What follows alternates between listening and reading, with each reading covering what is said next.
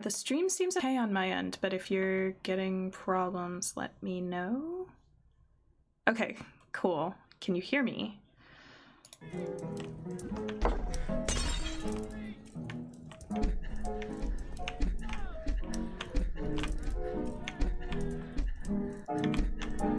Okay, cool.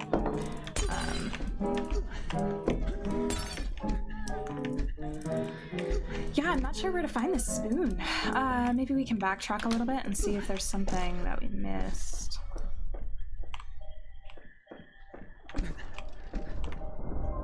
It's so creepy that he waves to you!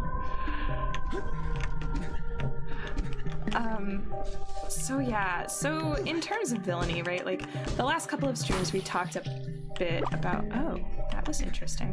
Do they all burst when you jump on them multiple times? They do. Ow. Alright, so there definitely have been more of these. Let's go see if we can burst those open. Get stuff.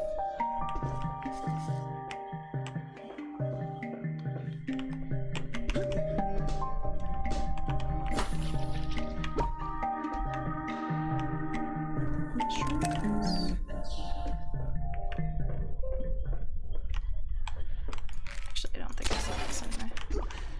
Cool.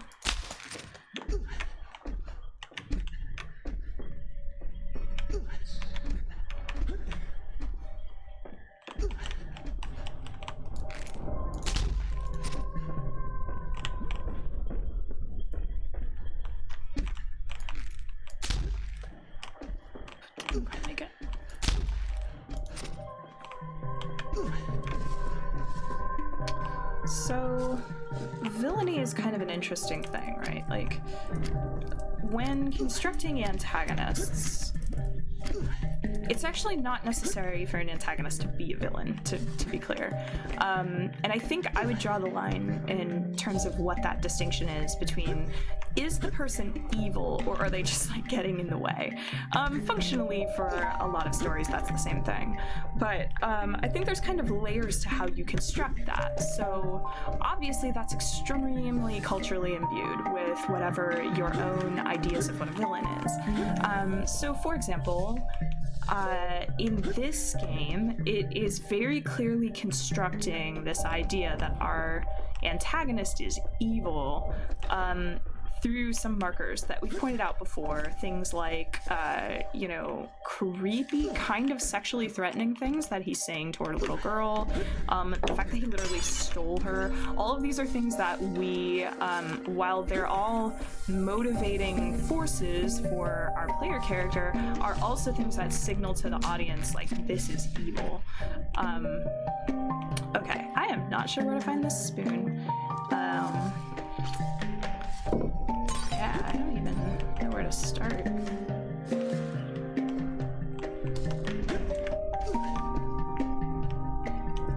There's kind of this game convention that I don't believe I would have to backtrack more than in this area. So that's kind of an interesting thing. That's just an assumption that I'm making based on my experience with past games. The dog asked me not to pop these balloons, but now I'm... Ted, the balloons!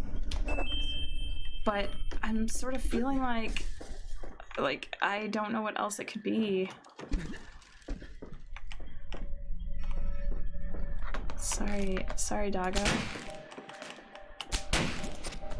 It is interesting that he reminded me, though. It was like, hey, you made this promise to me that you weren't gonna pop these balloons, and then I continued to do it anyway.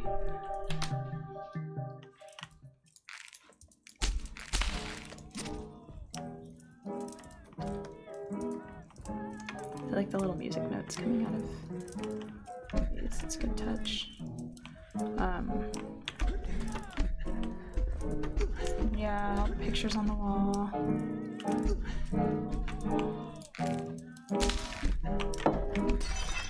Get up the time. I'm in the middle of the game. Just because you're a father doesn't make you my daddy. I said, get off the table, punk. Yeah, and that's that bringing back of that kind of like father dynamic, right? Father versus daddy. Which is, again, like such a sexually loaded word that, yeah, very Very strange.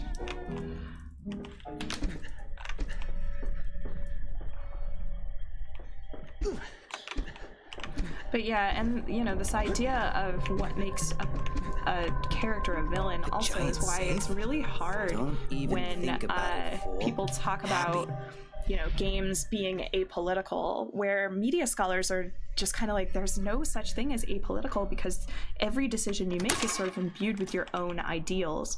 And one of those things particularly is who is constructed as a villain and why.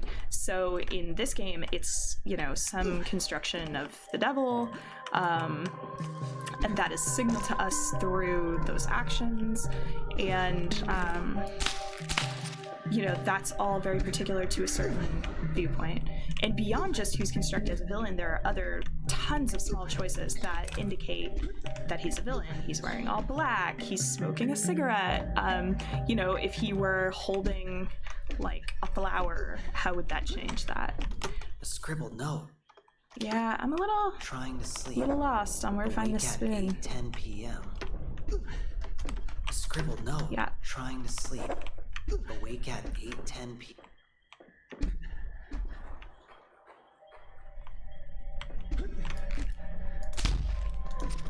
Yeah, if we don't find it shortly, I think I am gonna consult our strategy guide that we found last time.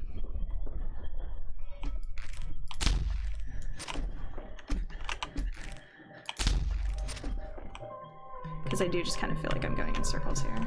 I mean, I can keep popping the balloons, poor dog, but it does feel a little mean.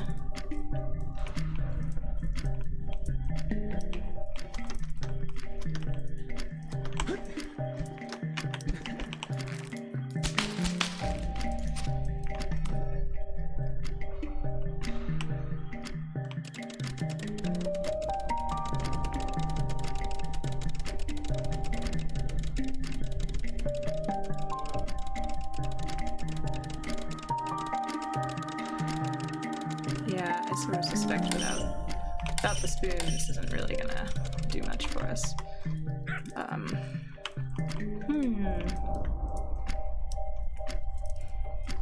Yeah, let's see if we can find what's up. In the meantime, I'm happy to take questions or chat more about things that you're interested in.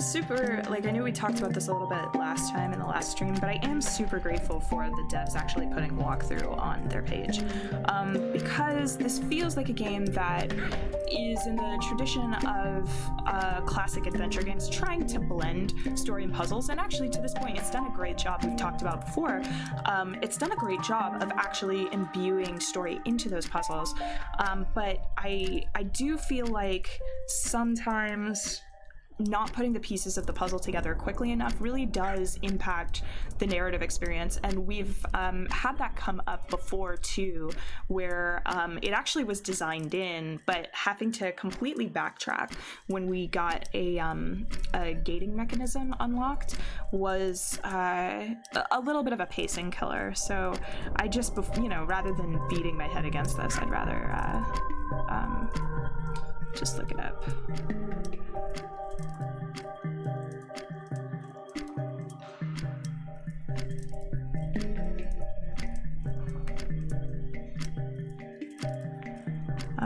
Okay.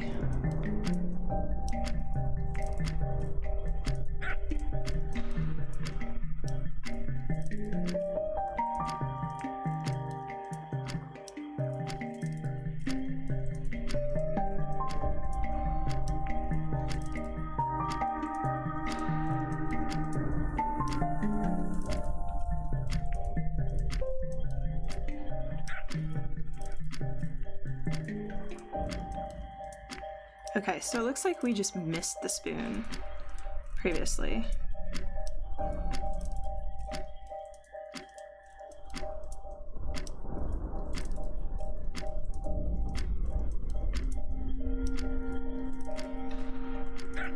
Where in the world Where are we supposed to get the spoon?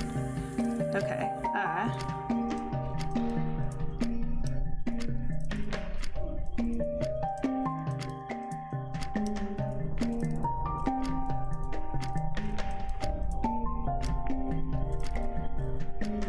Okay.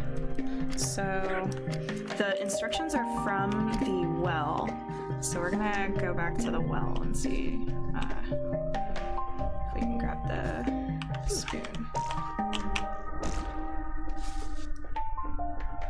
So it is interesting though that it keeps forcing me to go past him, and that wave, man.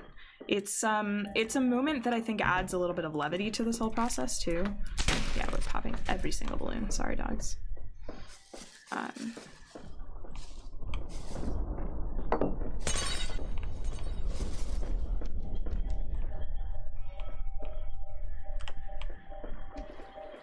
Aha! That's what we were missing. We can totally go left.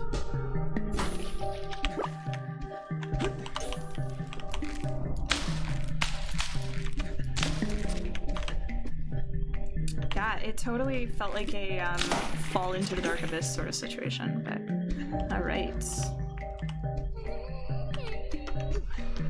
Yeah, that's really creepy. Ooh, we've got another spot the differences. These have been really fun. Okay, chat, so I need your help for this. Help me find the differences here.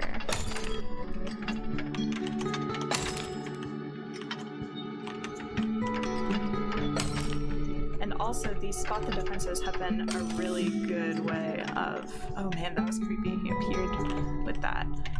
Have been a really good way also of pointing out different things in the narrative. So like, so here, you know, the difference between one pillow and two, which feels like kind of this commentary on loss.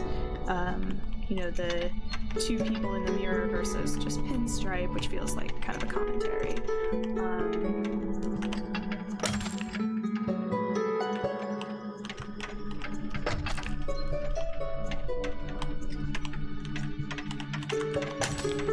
Lantern, top middle, hi Cecil. Yeah, I'm trying to get it. Oh, it thinks I registered it already. Okay.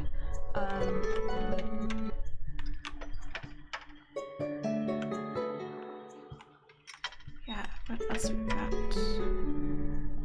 Stripe in the bottom middle. Oh, good call. Good call. Puppy.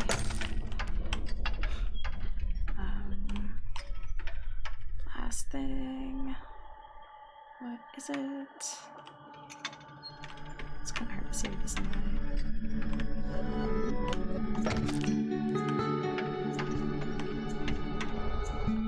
I mean, ultimately this is super brute forceable, but I think it's much more story interesting to actually find them. Yeah, it is really hard with the shadows, isn't it?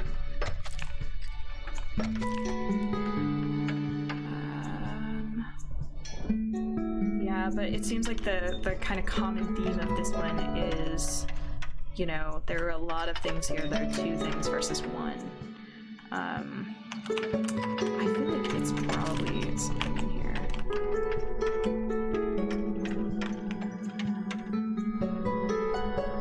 Part of the bed.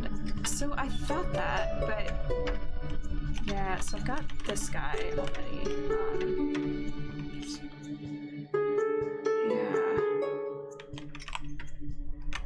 I do feel like I need to keep kind of like moving this thing though.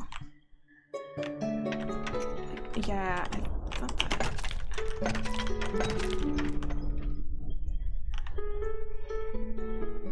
Yeah.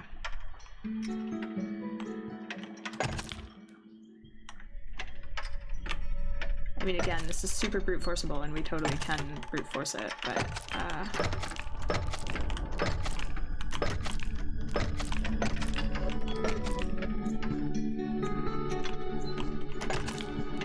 man, I'm really struggling with this last one.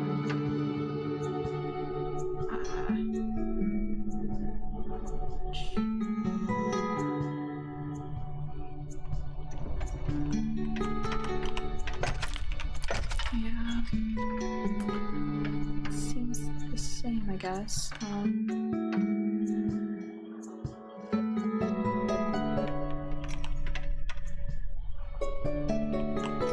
Yeah.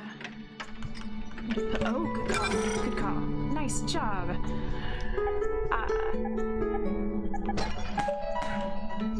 Okay. That wasn't even the spoon. Hilarious. Okay. Oh my! Is she drunk? Teddy bear? It's me again. Quick, take this genuine spoon. So I feel like if I had come upon this without getting to the point where I needed to look for it, that would be a hilarious line. It's got a shine and smell I quite enjoy. And pleasurable to the touch, no doubt. You'll need it to defeat Pinstripe and rescue poor little Bo. But don't tell anyone I'm here. I don't want Pinstripe to lock me in that cage again. So it's interesting. I think this game also tells us a lot about how it's constructing villainy by the choices it's giving us for our kind of binary morality choices as well. So so there's a lot of just like being mean to somebody for no reason, which is interesting. Like it kind of conveys a lack of subtlety in what it considers to be evil.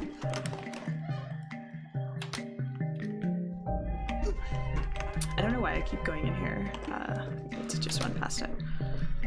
Also, the balloons have totally reappeared, so now I feel really mean popping them for the dog.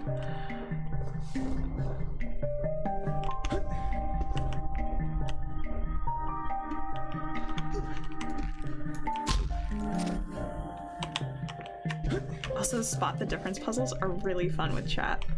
Y'all are awesome. But yeah, certainly what we took out of that spot the difference puzzle for sure was the lack of the wife in the second one, and definitely more of a like kind of presence of violence there. Oh my god. Okay, let's hit one button at a time.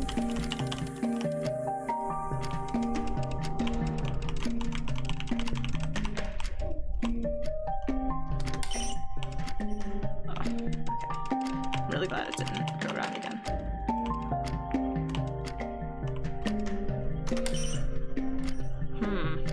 Really? Okay, this is very touchy and a little frustrating because it's a keyboard input, which means we don't really have a bunch of control over how hard it goes. So I have a mechanical keyboard, and I am trying to put like as little pressure on it as possible, but that seems to be really hard.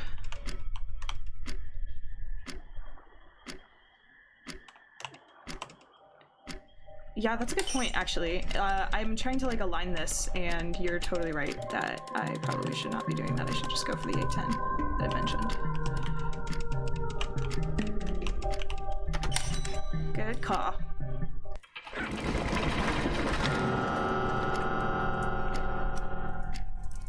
Cool. Okay, we can definitely continue to fluctuate time, and I actually do want to play with that a little bit more, but let's see. You messed with the mega clock? No. Did you not hear the rules? Not again. Not again.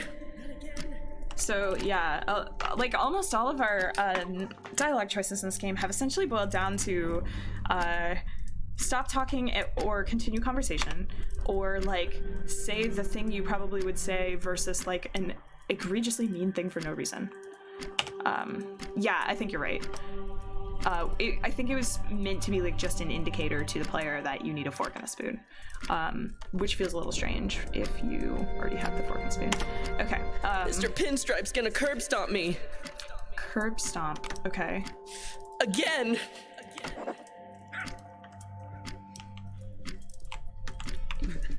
Yeah, curb stomp felt like a strange verb to use there. And then the again just kind of cemented how strange that was.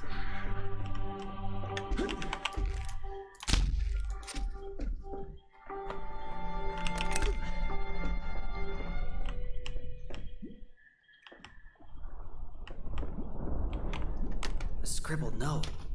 Trying to sleep. Okay, same note. Awake at 8. He didn't take the note down when he came back. So, about those frozen drops you gave me up at Pissward. Well, apparently that just wasn't enough to put me to sleep like I thought. So listen, I can help you get Bo from Pinstripe. But I need you to do me a favour. If you get me 10 sacks, not the frozen drops this time, but the fresh sacks, the real deal, I'll sell you a newspaper, but not just any newspaper. It's got the password to Pinstripe's parsonage on it. So, what do you say? Those sacks are the only thing that'll get me to sleep tonight. Pinstripe will be delivering those sacks at a specific time, Father. So here's a little clue to when that is.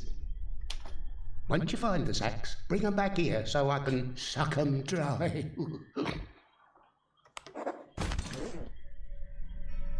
Okay.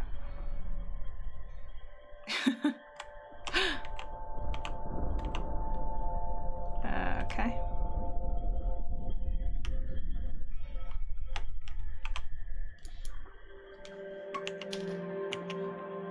Yeah, we still have some more clues to go, looks like. Okay. I wonder now also if his different things are gonna be open. Like these things. A giant safe? Don't even think about it. Nah, still not. Oh, kind of. Interesting. Okay. That's another Flappy Bird. This one feels much more ominous though, with the spikes.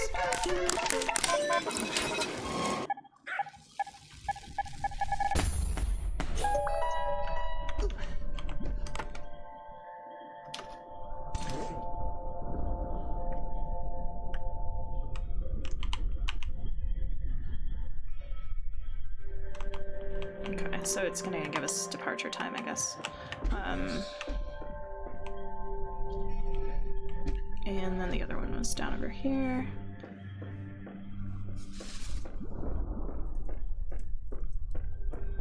It's a good use of iconography, the same icon from A giant safe? from the Happy Shop Don't being even closed. think about.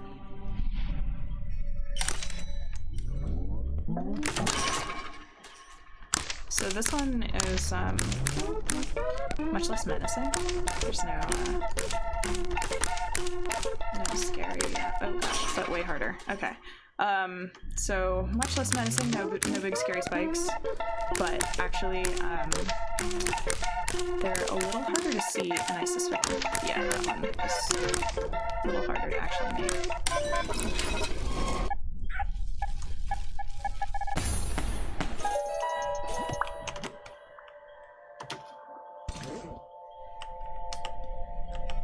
Okay, 2:30 a.m. Hide this note and tell no one. Yeah, it is Flappy Bird. The first Flappy Bird puzzle we had was actually really physically difficult, but these last two have been much more chill.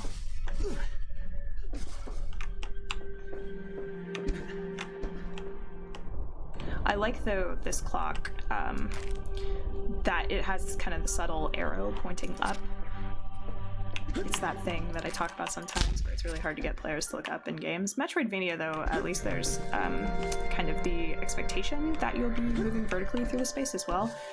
And yeah, having these red balloons there also is a big signal to the player that, hey, you've got to go up here. Okay, 2:30? Is that what we said?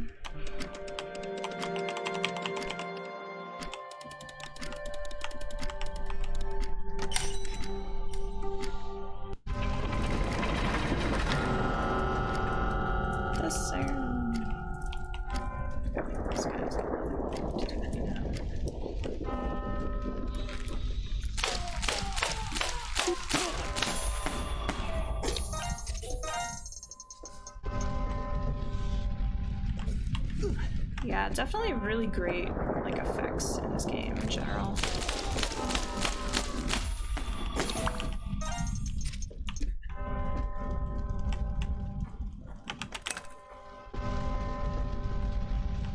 Can I give you 2? Hello, Father.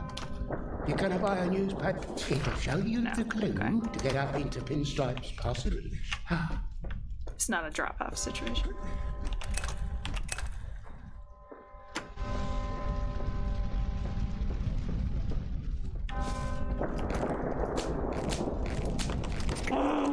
Whoa.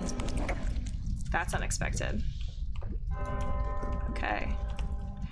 So that definitely has this kind of Sonic the Hedgehog vibe where the residents are sort of... Oh no, I think it's like eating that guy. I see. Yikes. So, yeah, still carrying on with the Metroid thing.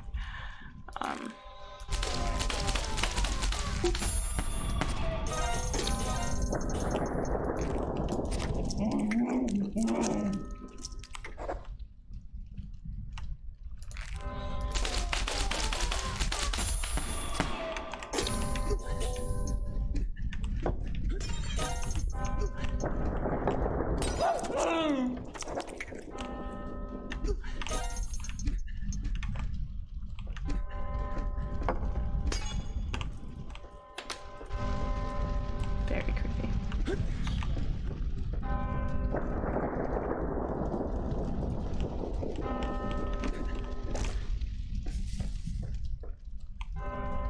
Whoa.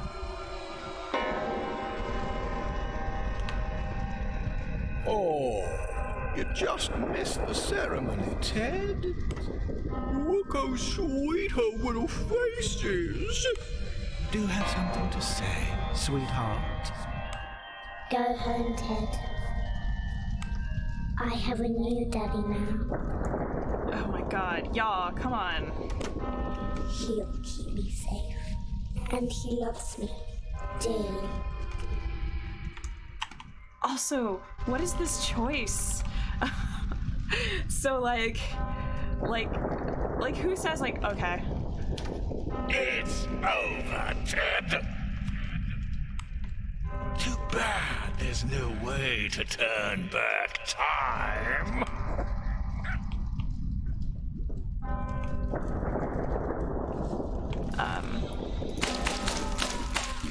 So again, like I think, you know, the dialogue is has been doing a really good job of being explanatory without being too overly exposition heavy. But yeah, so okay. Well, let's talk about nuance. So like when writing villains, there are shortcuts you can take, right? Where you can basically lean really heavily into the villain being deplorable because it does a deplorable thing, right? And so in a lot of ways, having the villain in this kind of like sexually threatening our daughter and having like the weird daddy stuff going on, like it is signaling like, hey, this is a villain. The question though is it doing that in a way that is respectful of that subject matter? Where like, you know, sexually threatening a child is kind of like a big, heavy thing, right? So if you're going to use that as a shorthand for villainy, it sort of feels to me like it needs to be treated with that level of gravitas, you know? And yeah, I think Kieran, your point is really well taken here. It's like, is that doing anything beyond just like, hey, you're a villain? And it seems like in this, the answer is no. And that's a little disappointing. And, you know, there are different schools of writing villains, some of which are like, hey, it's fine to have a villain that's just a villain and there's no nuance there, there's no subtlety, like, it's just, you know, this is a villain. I think, though, that those villains tend to be weaker, honestly, than either a villain with some nuance or a villain in which the impact of their villainy is explored a little bit deeper.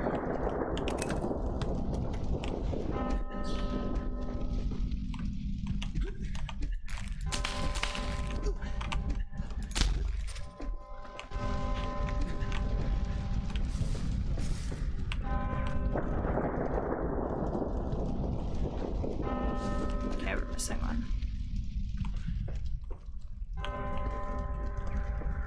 Actually, did we go to the clock already? I can't remember if we did. We've been backtracking so much, it's genuinely hard for me to remember.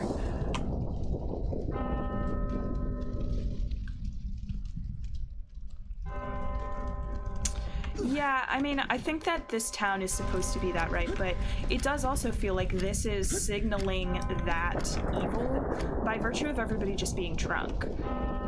And it feels like, oh, that's a good point. Yeah. It feels like drunkenness in this ideology is basically a good call, stream. Is basically a shorthand for like moral lack. But also potentially shorthand for being taken advantage of.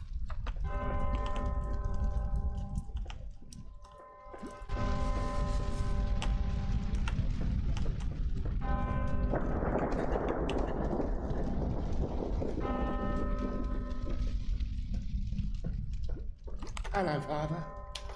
You're gonna buy a newspaper for 10? It'll show you the clue to get up. Thank, it's getting late. I expect I'll be closing shop and eating a sack, if you know what I mean. Okay, that was actually pretty clever. Sleeping nice and cozy in me shop through this storm. This madness. What did you do, Father? Anyways, the password should be in that newspaper. Oh, good night, Father.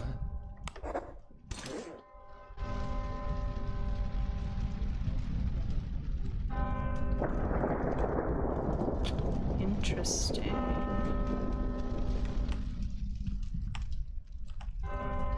Okay, so we have our year, 1922.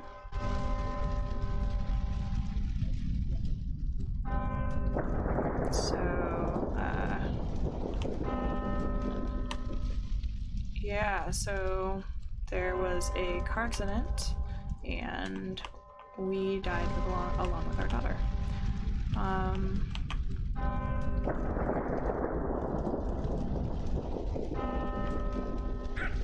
And that leads me to suspect that maybe everybody being drunk is like a comment on that.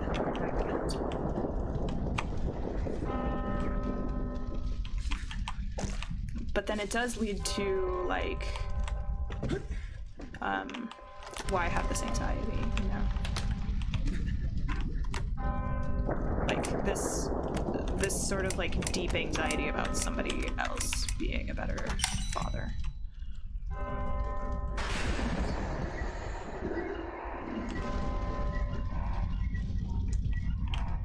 And I think we may have kind of briefly talked about this in one of the very first streams of this, where yeah, like generally in horror, the monster sort of signifies, it's in really successful horror, it's a good reflection of what society's current anxieties are. And I think the most impactful horror of the last couple of years has taken those anxieties and personified them. So, like Get Out did with racism, or yeah, I do think I talked about this, and Babadook with kind of maternal anxieties. And yeah, so we have our sad, cold portrait, creepy mirror, and this is all kind of reverse image of that last Spot the Difference. Do you want to play trains with me, Ted?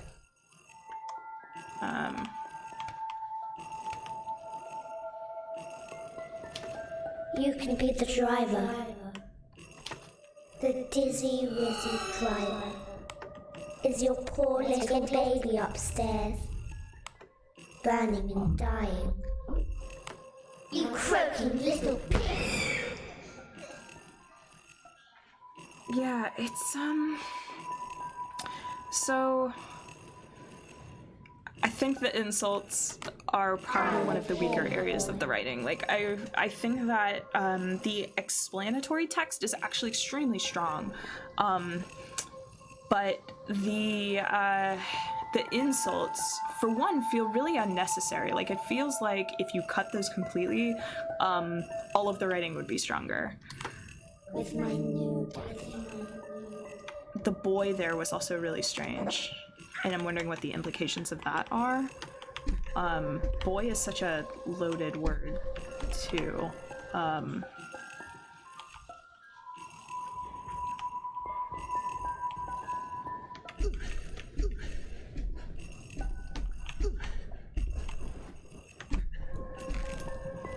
Right. So now I'm not sure what to do. You piece of trash! Yeah, so, I mean, and I have to suspect that just because of the prevalence of them, that insults are also being used as a shorthand for evil. Because, like, a lot of the sort of, like, evil answers to some of the choice text prompts we've gotten have also been these kind of awkward insults that feel like something nobody would really say. And I think what is actually happening here is that I think that the author's intended signaling of evil is actually just different from me and what I consider to be evil. Where, like, I have a personal ideology that suggests that people generally don't intend to be evil, and that they're capable of evil actions even when intentions are good, or more commonly when intentions feel justified. And so this construction of evil, which is basically I am evil because I'm like a creepy character who insults you a lot, is just conflicting with my own ideology in a way that is making it actually genuinely difficult to read it as evil. So in some cases it actually comes across as like bordering on comical, which even that isn't the worst thing in the world, because it is kind of giving balance to what is actually a quite heavy story. But it just, for me, is not quite gelling in the way that I suspect the author intends it to. So You just stole our perfect precious union! and like this stuff, okay, at this point, it is honestly so over the top with the kind of like Pinstripe and girl precious union stuff that it's kind of, I don't know, it's actually kind of grossing me out a little bit, and not in a like, oh cool, the villain is grossing me out, but in the like, why I don't know, why did this seem okay, like, and I agree, Cecil, like precious union, like that feels like marriage. So I mean, to balance that, I think that the voice acting and the effects that are used over the voice line is actually really good at conveying evilness. Like it's tapping into a lot of cultural norms we have about that. It's certainly feeling like I think I had mentioned before, like the Powerpuff Girls. Like it's hitting those things, and the sort of floating body thing. There were a lot of things that signaled evilness to me without needing that. So then it just kind of feels like that. Can I just shoot him? Okay, so we got some juice effects.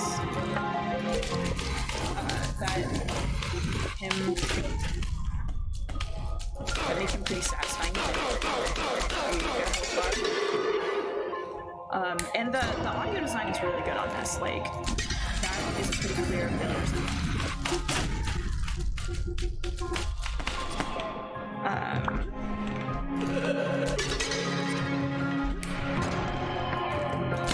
and I like the touch of having you know, and I think that it's trying to lean into the trope of the kidnapped damsels becoming inaccessible to the woman. Like, she's decides to betray us, but she's still redeemable, kind of trope that we see. The pacing of this fight feels really good. Like, I can see that they're making measurable progress, but I also am finally seeing the payoffs of all of those mushrooms that have promised me it was increasing my my shoot speed, and I was like, cool, I have literally not moved that at all right now. Okay, good to know.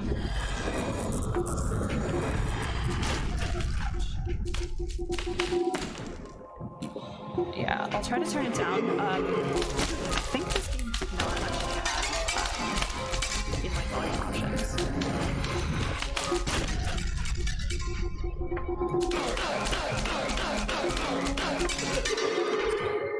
Yeah, just continue and quit.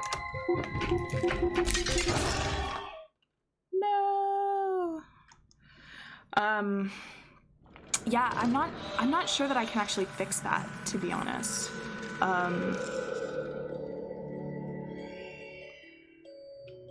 When was the last time we saved it? Oh, right before that fight. Okay, so during that, I was basically talking about that the pacing of the fight was really good, the audio feedback was great. Other than it apparently getting way louder, I have my sound turned way down, so because I also get feedback from the stream. So yeah, I think just to go back to the point, like, there were a lot of ways that this is already signaling evil without necessarily needing to throw the weird, like, child wedding sexual threat stuff in there too. Alright, let's do it. I promise not to talk through the fight this time. Do you want to play trains with me, Ted? You can be the driver.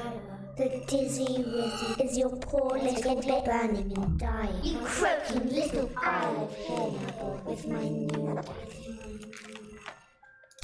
So... You piece of trash! You just stormed our time to burn!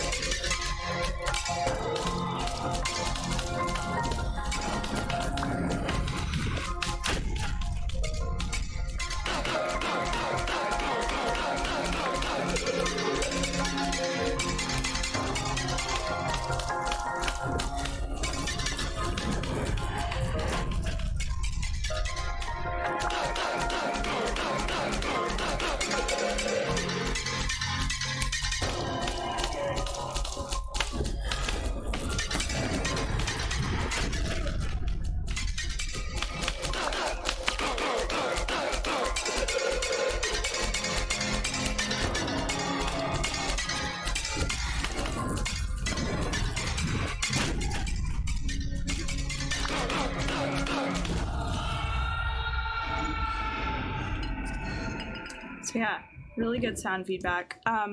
So worth noting, like, I'm like a fairly dexterous gamer, and that fight felt really well paced to me. I did sort of notice that because the lightning was spawning exactly where I was, I think that there's probably a strategy where you don't really need to move at all, and as long as you collect the hearts each time, you probably win. But Whiskey bottle. But yeah, I think this is our last piece of the puzzle. Yeah, apparently we were probably drunk and got into a crash with our daughter.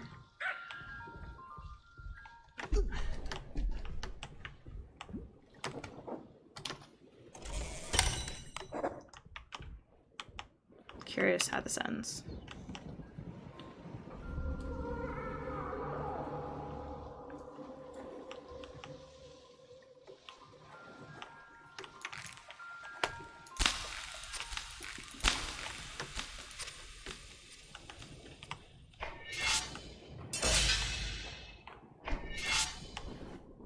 You see.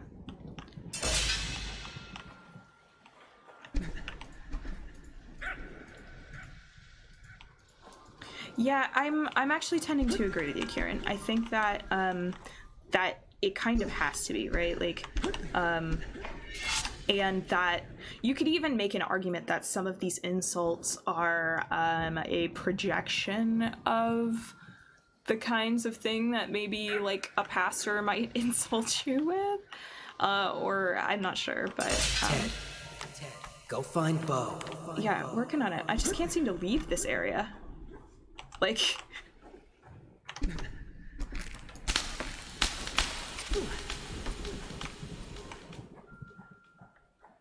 yeah, I don't know. I feel like I want to go back, but I can't. So, here we go. Thanks, dog. Why weren't you doing that before?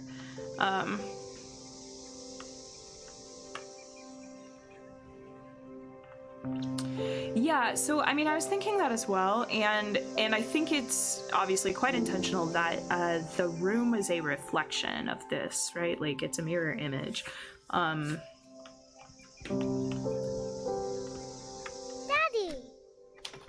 I missed you. Wanna play outside? Oh, that's a really cute animation. And yeah, I think they did a really... They did do a really genuinely good job with making the daughter really, really cute.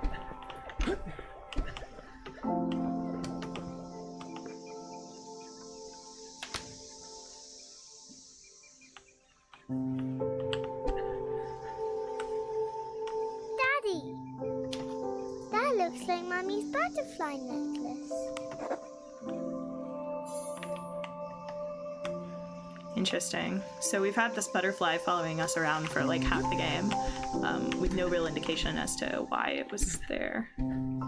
Also, I wish I could check out Look, Dad! that book, but Wish Mum was here to see this. She loved butterflies. yeah. Hey, bet you can't catch all of them. Oh no! Back to that, like, references of things.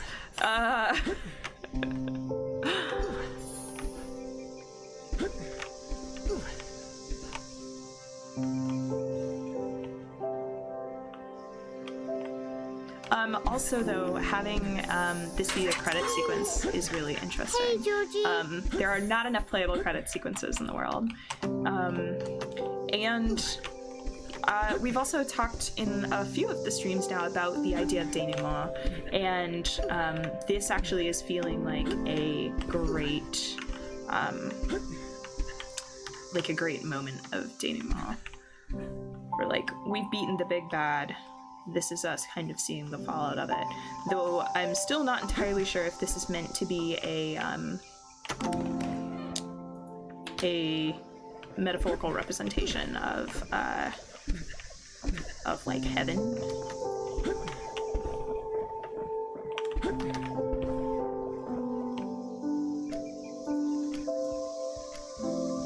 It also does feel a little weird to have a credit sequence that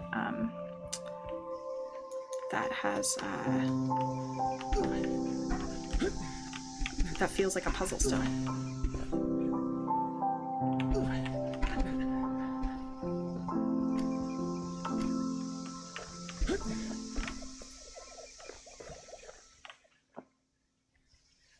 Yeah, exactly. That was exactly my thought, Kieran. Aha! Well, there it is. There are a lot of producers on this game. In fact, I think so far I've only seen producers.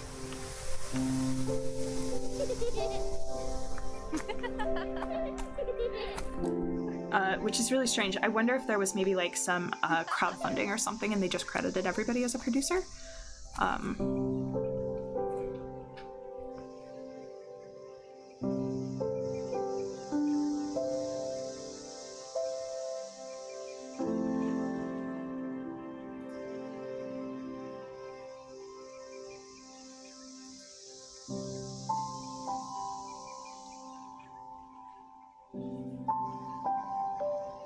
Yeah, really interesting. Which, like, so I don't know, I think the common, like, understanding of what producers do in Hollywood is essentially that they provide money and that's what they do. But in games, producers actually are, like, a pretty, like, detailed and involved job. So it's really interesting that that's how they chose to credit everybody. But yeah, so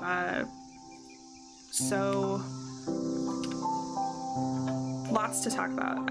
I still am leaning toward, you know, I think that, yeah, Pinstripe is sort of designed to be this, like, perverted inversion of Ted, and that he's, is that the case? Yeah, okay.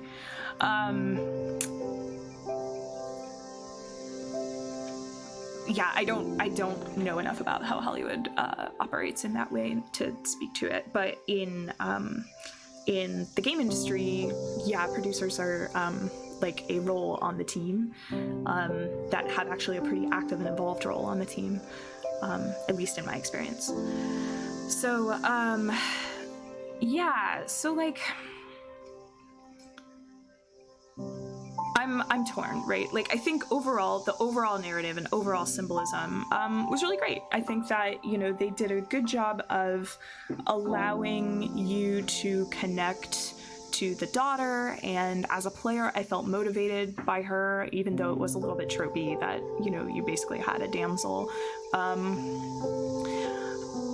I think that the story it was trying to tell with Ted was really interesting, and it used the kind of amnesia trope really well to that effect. Like, of course, I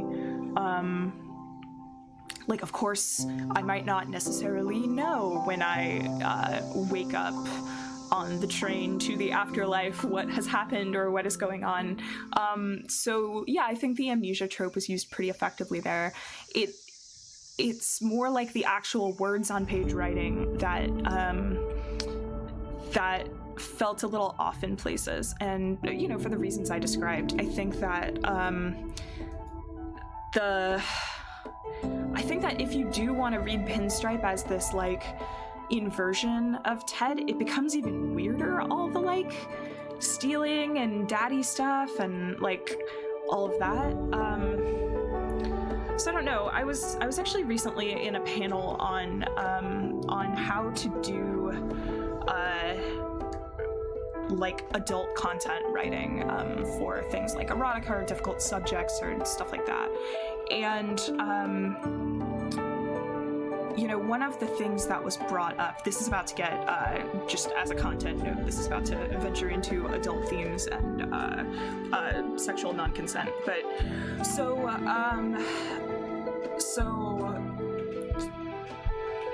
one of the topics that came up was how to write for kind of, you know, messed up power dynamics and things like that in sexual contents, which can be very visceral and can be a really powerful way to characterize characters within a story.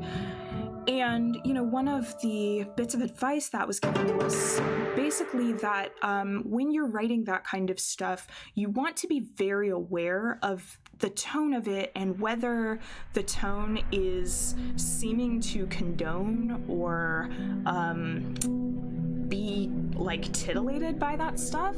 And there were times throughout this story that I was kind of getting that vibe from this, where it felt like it was using this idea of like daddy dom power dynamics with this child that it felt honestly like kind of inappropriate. And I get that. I think that was a shorthand that was used to try to signal evil, but it was done in a way that felt very focused. Like it felt extremely hung up on that as a thing in a way that was never really explored or paid off in any way.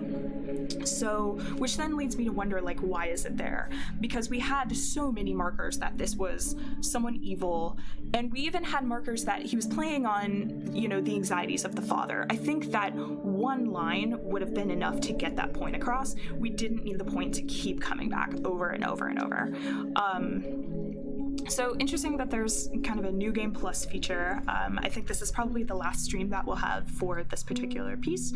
And then on Wednesday, folks have been asking about potentially revisiting a retro game. So I think we may do that, and I'll throw up a poll for which one folks prefer. But I totally agree, Kieran. I think I Kidnapped Your Daughter is like, yeah, plenty of fuel for the evil fire. I think you can even do the like, I'm replacing her as a father figure in a way that doesn't bring up the, like, this whole community of like sexual dynamic, right? Yeah, the poll will be on Twitter, on the Cerebral Arcade Twitter. Yeah, like I think that there were lots of signals there. You could just kind of throw out a like, I'll be a better father than you, which I think still taps into the anxiety, without like the weird, like, we're having a ceremony for us to get together and now we have this union, and like it just, the whole thing was just underscoring the dynamics there a lot. And I think you could, if you wanted to bring up the creepiness factor, which again I think you could do without, but if you wanted to lean into that, I think honestly like one line conveys it and can have that kind of really powerful impact without needing to sit there and belabor the point. So now I'm belaboring at this point, so I will move on. But, you know, I think at the end of the day, I do think this game overall was doing a lot of interesting things narratively. So it's worth pointing out that when I talk about writing, I'm actually talking about one very narrow point to narrative. Like in games and other visual media, especially interactive visual media, there are so many elements that go into telling a story that reducing it to writing is actually extremely reductive. So some of the narrative elements of this game that I think were fantastic were, for example, general visual mood and tone. I think that actually the pacing of this was all done really well. Visual assets supported everything really well. The interactive elements, I think they were fine. I think they could have either gone with kind of a more interesting choice dynamic, or they could have or they actually could have done without setting up the kind of like good evil dichotomy that they did, because yeah, I think that in a lot of places the game did an excellent job of marrying me, the player, with the player character in a way that felt interesting. It was fostering a lot of role play, but then there were these moments where it exposed the system, where it said like, okay, you can make a choice here, there's a good choice and an evil choice, which took me out of the role play and instead put me in this role of gamer, where I'm kind of like, okay, do I want to basically pick good choices and now I can potentially see content that is relevant to that, or do I want to pick the evil choices? But none of the evil choices were set up to feel satisfying or to give me power in a way that I was lacking it, or to to feel like I'm fighting back against an oppressor, or like nothing that would make me actually want to pick the evil choice. So that I think was one limitation of the actual interactive elements. I think in general the words on page writing was actually good except for the insults. The insults felt really juvenile, and like there were a few juvenile points like piss word falls, like come on. But aside from that, as I was talking about at the beginning of this stream, the exposition parts of the dialogue were actually written in a way that felt really natural. And I think just in general, there were some places where they could have omitted entire lines or cut unnecessary words or certainly cut insults and still achieved the same effect, or even in some places made the language stronger. And the voice acting was absolutely great. So yeah, I honestly like the voice acting, I think, really carried places where the writing was weaker. And certainly the audio effects and modulations of the voice acting also was really great and did an excellent job in conveying character. So yeah, are there any questions or comments from chat or anything before I start to wrap up? We could also talk about some of the options for things to play next. So probably what I'm leaning toward for things to play next is something more in kind of like SNES, maybe N64 era, or, Sega equivalents.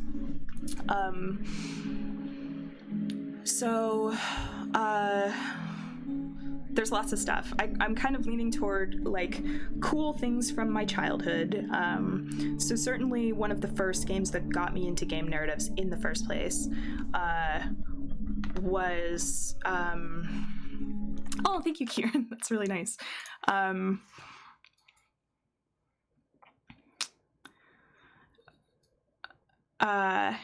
Yeah, that's a really good point, Cecil, actually. Yeah, Pinstripe after falling into alcoholism. Yeah, so yeah, no, I totally agree. I think yeah, I gotcha.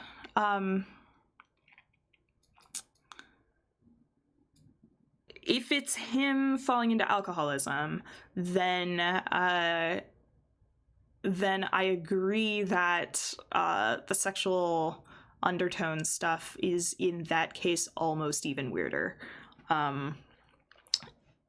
But one of the nice things about oh cool, it's really strange that that's happening. Yeah, one of the things I think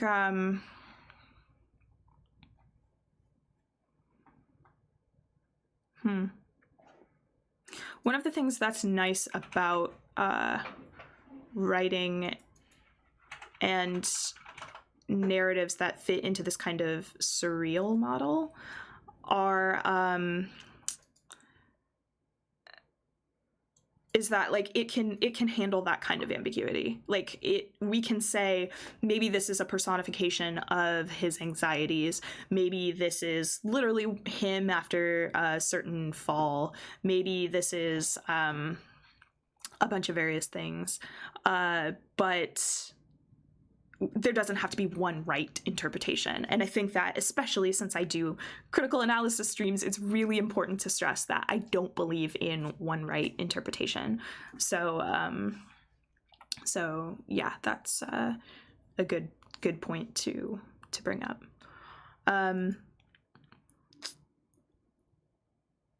So yeah, I think some of the things we're considering, one of the first games that got me really into story in games was Final Fantasy IV, which was released on the Super Nintendo as Final Fantasy II. And that's a really interesting model for character development, I think. Like, it's a very character-driven narrative, as a lot of the early Final Fantasies are. And I think it would be really interesting to talk about the interplay between the narrative elements and the system elements, and you can definitely see like proto Final Fantasy style going on there for sure.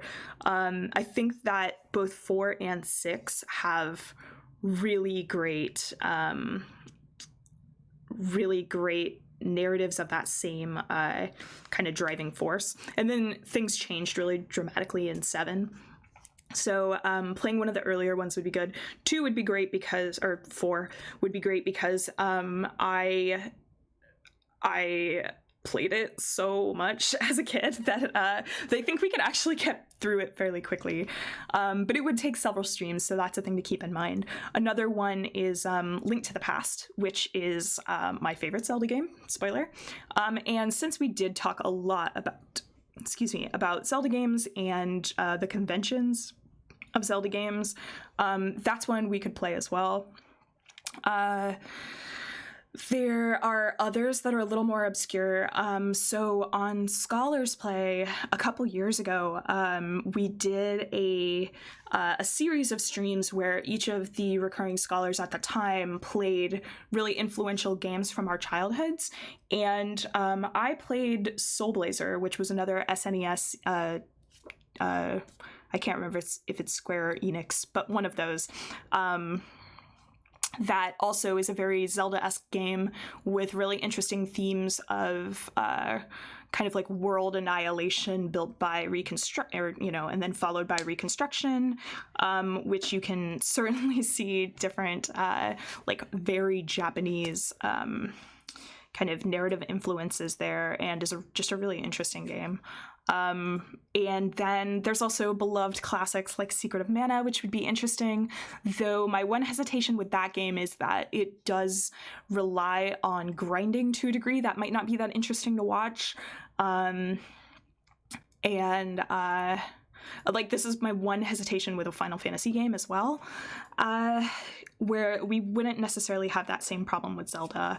And then we could also move on to like N64 era stuff, where we could talk about things like, there's so many classics that did kind of groundbreaking stuff of that era. So I would lean toward probably one of the like very classic games there, like maybe Mario, or we could even do Ocarina of Time, or something in there could be fun too.